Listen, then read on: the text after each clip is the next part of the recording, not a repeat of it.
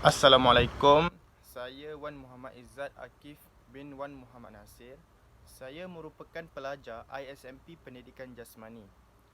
Terlebih dahulu, saya ingin mengucapkan ribuan terima kasih kepada pensyarah bagi kursus asas pendidikan jasmani dan sains sukan, iaitu Dr. Julismah binti Jani, atas dorongan beliau dalam menyiapkan tugasan ini. Pada hari ini, saya akan membincangkan satu tajuk yang diberi, iaitu kerjaya dalam bidang pendidikan. Kerjaya bermaksud perkembangan dan kemajuan seseorang dari segi pekerjaan. Kerjaya ialah bidang pekerjaan yang dipilih oleh seseorang untuk mencari nafkah bagi menyara kehidupannya. Definisi pendidikan. Pendidikan ialah usaha sistematik yang disengajakan yang dibuat oleh sesuatu masyarakat untuk menyampaikan pengetahuan, nilai, sikap dan kemahiran kepada ahlinya, ataupun usaha memperkembangkan potensi individu dan perubahan yang berlaku dalam diri manusia. Kerjaya dalam bidang pendidikan ialah satu tugas bagi membentuk perkembangan kanak-kanak dari aspek fizikal, intelek, emosi dan rohani, ataupun mengajar teori dan amali disiplin atau lebih pada peringkat pendidikan yang berlainan. Menjalankan penyelidikan dan mempertingkatkan atau membangunkan konsep, teori dan kaedah operasi berkenaan dengan disiplin tertentu serta menyediakan kertas-kertas dan buku ilmiah.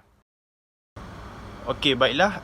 Seterusnya, ini merupakan peluang pekerjaan dalam bidang pendidikan. Yang pertama, pensyarah. Yang kedua, guru sekolah rendah. Yang ketiga, guru sekolah menengah. Yang keempat, bekerja di sekolah antarabangsa. Dan yang kelima, penolong pengarah pendidikan. Okey, baiklah. Seterusnya kita pergi kepada peranan guru. Guru berperanan untuk mengajar mata pelajaran yang berkenaan dan menyelia kerja-kerja di sekolah. Guru juga bertanggungjawab dalam membentuk dan mengawal disiplin pelajar, merancang dan menyediakan pelajaran mengikut kurikulum dan sukatan yang telah ditetapkan.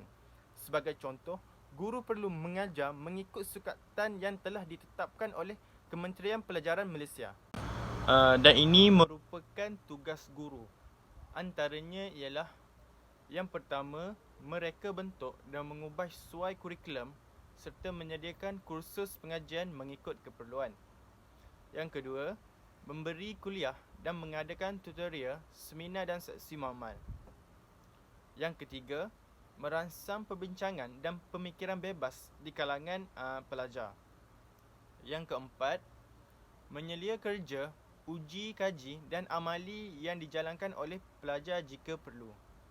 Dan yang terakhir ialah mentadbir, menilai dan memeriksa tugasan dan kertas peperiksaan. Okey. Ciri-ciri bidang tugas guru adalah berbeza dengan apa yang saya katakan dengan slide sebelum. Yang mana ciri-ciri bidang tugas guru adalah memahami dan menghayati falsafah pendidikan negara dan matlamat pendidikan. Seterusnya, memahami, mentafsir dan mengoperasikan kurikulum ke dalam bentuk aktiviti di dalam dan luar bilik darjah. Yang ketiga, memahami mata pelajaran pengukusan. Yang keempat, mengetahui secara umum kandungan kurikulum semua mata pelajaran.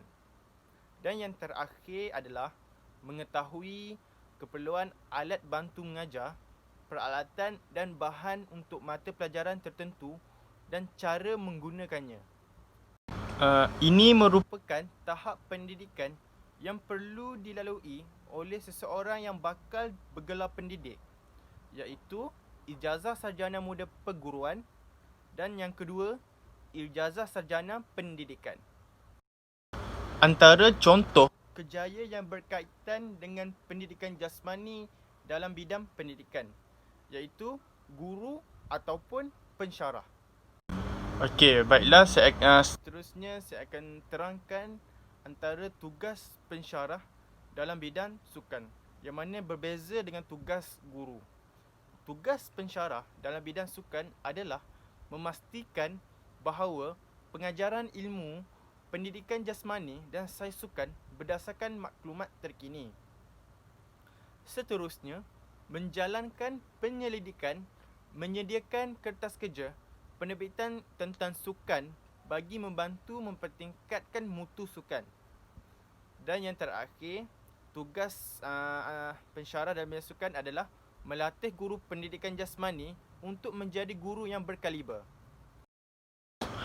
Secara kesimpulan, guru merupakan insan yang terpenting dalam merealisasikan falsafah pendidikan kebangsaan. Hal ini dikatakan demikian kerana falsafah pendidikan kebangsaan juga menjadi landasan kepada sistem pendidikan kebangsaan. Seterusnya, hasrat yang terkandung dalam falsafah pendidikan kebangsaan ini terletak di bahu guru dan harus diterapkan kepada murid-murid.